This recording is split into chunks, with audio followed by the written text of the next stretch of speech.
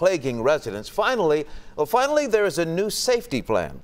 Our Damon Fernandez has been following this for weeks. He joins us now live with some details. Damon? Well, John, some neighbors in Buckner Terrace have been dealing with some serious safety concerns for weeks now. Violent crime spike that's making some families want to move or too afraid to come outside. Well, today, one Dallas City councilman and police announced an 8-point strategy addressing those crime and safety concerns.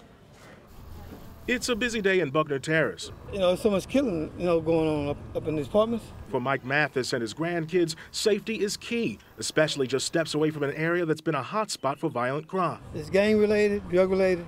A recent string of murders, assaults, robberies, and chronic code issues surrounding properties in Buckner Terrace have been making headlines recently, forcing some neighbors to stay indoors out of fear and now prompting increased action from city leaders. Where there's no organization, there's chaos.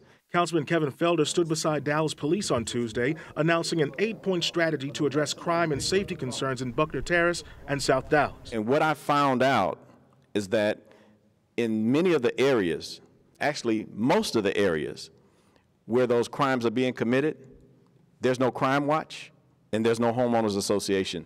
Felder's strategy includes increasing police patrols, meeting with apartment managers and going door to door to find out who's living in rentals, deploying code enforcement to problem properties and city prosecutors to root out tenants with warrants. Seeing is believing. I believe it when I see it. Reverend A.D. Smith is on the fence about the plan. He says consistency must be key. They are dealing with politics. We're dealing with people's lives.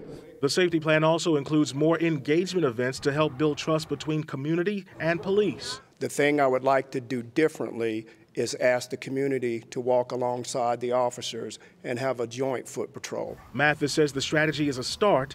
That'll be a good thing, because that's what we need. He and others don't want the violent trends to continue into the summer.